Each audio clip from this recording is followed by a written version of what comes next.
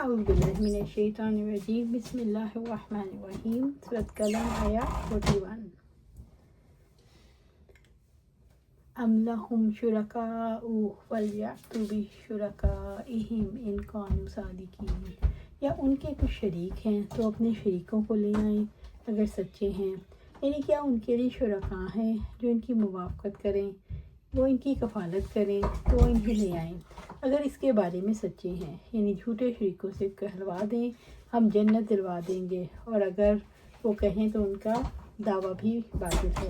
سورۃ قلم آیا 42 یوم یکشف عن ساق، جس دن پنڈلی کھول دی جائے گی، یعنی جب قیامت کا دن ہوگا اور ایسے ایسے زلزلے آئیں گے، ہولناکیاں ظاہر ہوں گی جو وہم و گمان میں بھی نہیں آ سکتی۔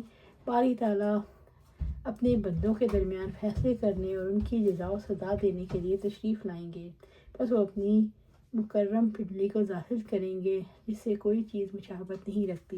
لوگ اللہ تعالیٰ کی جلال و عظمت دیکھیں گے جس کے تعبیر ممکن نہیں۔ اللہ تعالیٰ کی پنڈلی ہونا قرآن و حدیث سے ثابت ہے، اس لیے ہم بلا کیف اس پر ایمان رکھتے ہیں، یعنی نیک لوگوں کو سدا بہار جنتیں اس دن دی جائیں گی جب پنڈلی کھول دی جائے گی۔ وَيَدْعُونَ إِلَى السُّجُودِ فَلَا يَسْتَطِيعُونَ، اور وہ سجدوں کے لیے بلائے جائیں گے تو استطاعت نہیں رکھیں گے۔ اس دن ان کے امتحان کے طور پر انہیں سجدے کے لیے بلایا جائے گا کہ ان میں سے کون ایمان اور اخلاص کے ساتھ سجدے کرتا ہے، اور وہ کون ہے جو نفاق اور ریاکاری کے لیے سجدے کرتا ہے، نہ تو وہ سجدہ کر سکیں گے اور ان کی پیٹھ تختے کی طرح ہو جائے گی۔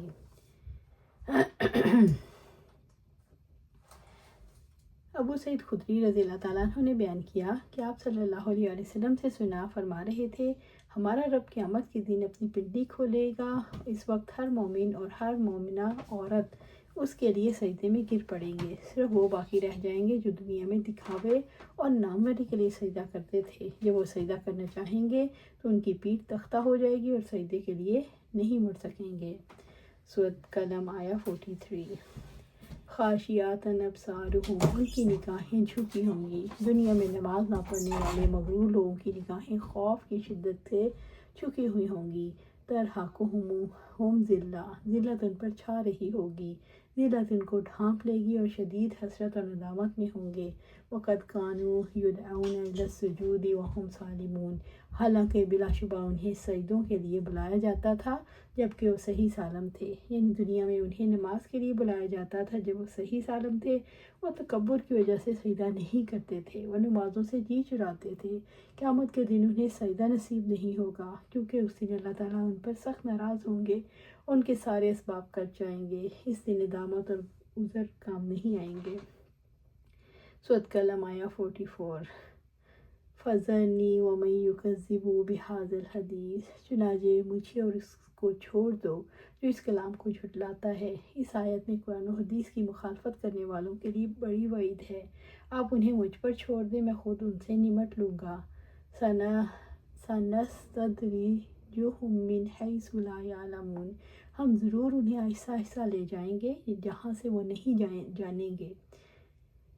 آپ تو دیکھتے ہیں میں کس طرح آہستہ آہستہ انہیں پکڑتا ہوں۔ ان کی روز بروز سرکشی اور فرعون سامانی بڑھتی رہے گی اور میری مہلت کی مصلحت سے قطعی غافل رہیں گے۔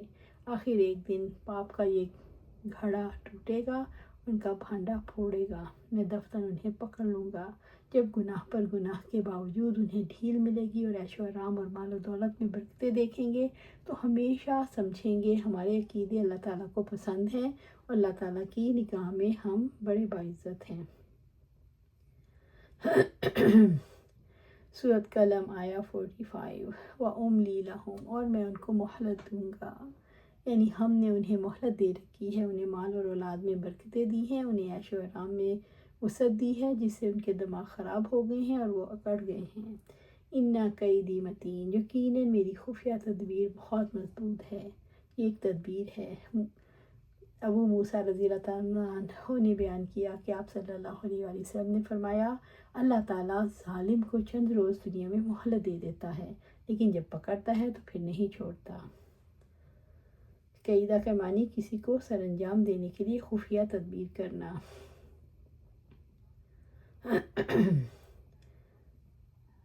صحت، رزق اور لمبی عمر اللہ تعالیٰ کا احسان اور اس کا فضل ہے، اور شکر اور اطاعت کو واجب کرتا ہے، لیکن یہی ان کے اپنے اختیارات کی وجہ سے ان کے لیے کفر کا سبب بن جاتا ہے، جو انہیں آہستہ آہستہ ہلاکت کی طرف لے جاتا ہے۔ سورۃ قلم آیہ 46۔ ام تسألہم اجرا، یا آپ ان سے کوئی اجرت مانگتے ہیں، یعنی کہ آپ صلی اللہ علیہ وسلم کوئی دعوت و تبلیغ کے کام پر ان سے کوئی اجرت مانگتے ہیں، فہم مغرم مسکلون، کہ وہ تاوان سے بوجھل ہیں، یعنی کیا وہ تاوان دیتے ہیں جو ان پر بوجھ ہے۔ آپ صلی اللہ علیہ وسلم تو ان کے نفع کے لیے انہیں تعلیم دیتے ہیں، آپ صلی اللہ علیہ وسلم انہیں اللہ کی طرف بلاتے ہیں، آپ صلی اللہ علیہ وسلم سے دور بھاگنے اور آپ صلی اللہ علیہ وسلم کی تصدیق نہ کرنے کا کوئی سبب ان کے پاس موجود نہیں۔ سورۃ قلم آیہ 47۔ ام عندہم الغیب، یا ان کے پاس غیب ہے، یعنی کیا ان کے پاس لوح محفوظ ہے، فہم یکتبون، تو وہ لکھتے ہیں، یعنی وہ کہتے ہیں اس میں لکھا جاتا ہے۔ ان کے پاس غیب کا علم نہیں کہ وہ اس کی بات کو پا چکے ہیں کہ وہ حق پر ہیں، اللہ تعالیٰ کے ہاں وہ ثواب سے بہرور ہوں گے۔ یہ معاملہ جیسا بھی ہے، ان کا حال تو ایک ماند اور ظالم کا سا ہے، بس اس کے سوا کچھ باقی نہیں کہ ایذا رسانیوں پر صبر کیا جائے، اور جو کچھ ان سے صادر ہو رہا ہے اس پر تحمل کا مظاہرہ کیا جائے، ان کو بار بار دعوت دی جائے۔ سورۃ قلم آیہ 48۔ فاصبر لحکم ربک، چنانچہ آپ اپنے رب کے حکم تک صبر کرو۔ اے رحمت عالم صلی اللہ علیہ وسلم، آپ اپنی قوم کی اذیتوں پر، ان کے جھٹلانے پر صبر سے کام لیں، وہ وقت جلد آنے والا ہے جب آپ صلی اللہ علیہ وسلم کا اور آپ صلی اللہ علیہ وسلم پر ایمان لانے والوں کا انجام بخیر ہوگا۔ دنیا میں بھی اللہ تعالیٰ آپ صلی اللہ علیہ وسلم کو غلبہ دیں گے، اور آخرت میں بھی سدا بہار جنتیں اور نہ ختم ہونے والی نعمتیں ہیں۔ وَلَا تَكُنْ صاحب الحوت، اور مچھلی والے کی مانند نہ ہو جاؤ۔ مچھلی والے نے سے مراد یونس علیہ السلام ہے، جو اپنی قوم سے ناراض ہو کر نکلے تو کشتی پر سوار ہوئے، کشتی بھنور میں پھنس گئی تو لوگوں نے کہا کوئی شخص ہے جو مالک کا نافرمان ہے، انہوں نے کہا میں ہی ہوں، پورا ڈالنے پر ان کا نام نکلا، کشتی والوں نے انہیں سمندر میں پھینک دیا، اور ایک مچھلی نے انہیں نکلا اور سمندر کی تہہ میں جا کر بیٹھ گئی۔ رب العزت نے فرمایا یقیناً ہمارے مومن بندوں میں سے تھا۔ وَلَا تَكُنْ كَصَاحِبِ الْحُوتِ، اور مچھلی والے کی مانند نہ ہو جاؤ، یعنی ان کی طرح جرات اور غضب میں نہ آنا۔ اِذْ نَادَىٰ وَهُوَ مَكْظُومٌ، جب اس نے دعا کی حالانکہ وہ غم سے بھرا ہوا تھا۔ مکظوم سانس کی نالی کو کہتے ہیں، اور کظیم السقا بمانی مشکوں کو پانی سے لبالب بھر کر اس کا منہ بند کر دینا۔ کظیم اور مکظوم اس شخص کو کہتے ہیں جو غم یا غصے سے سانس کی نالی تک بھرا ہوا ہو مگر اس کا اظہار نہ کرے اور اسے دبا جائے، یعنی غم اور غصے سے یونس علیہ السلام کو بوجھل کر دیا، یعنی انہوں نے پکارا جبکہ وہ مچھلی کے پیٹ میں تھے اور ان پر دروازہ بند کر دیا گیا، یا یہ کہ انہوں نے پکارا اور وہ ہم اور غم سے لبریز تھے۔ چنانچہ اللہ تعالیٰ نے آپ یونس علیہ السلام کی دعا قبول فرمائی، مچھلی نے انہیں جبکہ وہ بیمار تھے چٹیل میدان میں ڈال دیا، اللہ تعالیٰ نے ان پر کدو کی بیل اگا دی۔ سورۃ قلم آیہ 49۔ لولا ان تدارکہ نعمت من ربی، اگر اس کے رب کی نعمت نے اسے سنبھال نہ لیا ہوتا، یعنی اگر رب کی رحمت نے انہیں ڈھانپ پانا ہوتا، لَنُبِذَ بِالْعَرَاءِ وَهُوَ مَذْمُومٌ، تو مذمت کیا ہوا چٹیل زمین میں پھینک دیا جاتا، یعنی انہیں چٹیل میدان میں پھینک دیا جاتا، مگر اللہ تعالیٰ کی رحمت نے انہیں سار میں لے لیا اور انہیں اس حال میں پھینکا کہ محمود تھے، ان کی حالت بہتر ہو گئی۔ سورۃ قلم آیہ 50۔ فَاجْتَبَاهُ رَبُّهُ، پھر اس کے رب نے اسے منتخب کیا، یعنی اللہ تعالیٰ نے اپنی رحمت سے انہیں منتخب کر لیا اور انہیں قدورت سے پاک کر دیا۔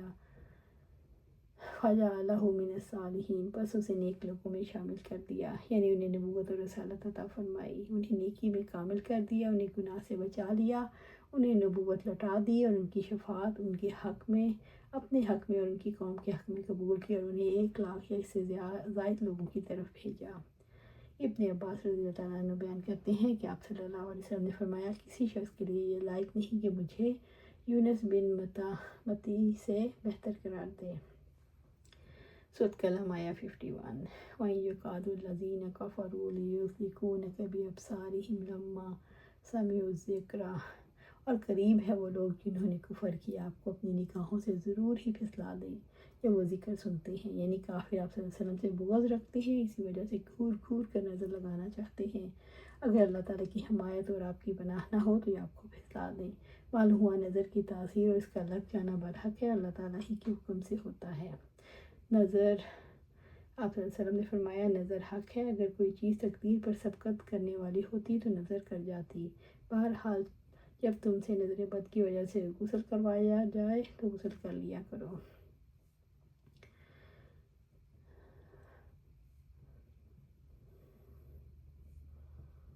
ایقولون انہ لمجنون، اور کہتے یقیناً یہ تو بالکل دیوانہ ہے۔ آپ صلی اللہ علیہ وسلم کی حسد کرتے ہوئے نہ صرف آپ صلی اللہ علیہ وسلم کو گھورتے بلکہ زبان درازی بھی کرتے اور ذاتیات پر حملے کرتے، کہتے قرآن پیش کرنے والے اب دیوانے ہیں، نعوذ باللہ۔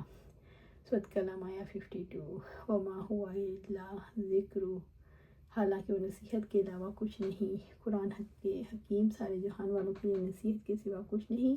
اس کے ذریعے ایمان لانے والے دینی اور دنیاوی معاملات میں نصیحت حاصل کرتے ہیں۔ للعالمین، تمام جہانوں کے لیے، جن اور انسانوں کے لیے نصیحت ہے۔ قرآن مجید نے دنیا کی زندگی کی حقیقت کو مثالوں سے ایسے سمجھایا کہ انسان اپنی زندگی کا سچا مقصد پا کر اسے پورا کرنے کی کوشش کر سکتا ہے۔ قرآن مجید انسان کو جنت کی منزل کے لیے محنت کرنے کے لیے تیار کرتا ہے، خیر خواہی سے ترغیبات دلاتا ہے۔ قرآن مجید میں انسان کو برائیوں سے بچنے کے لیے، جہنم کی آگ سے بچنے کے لیے طرح طرح سے سمجھایا گیا۔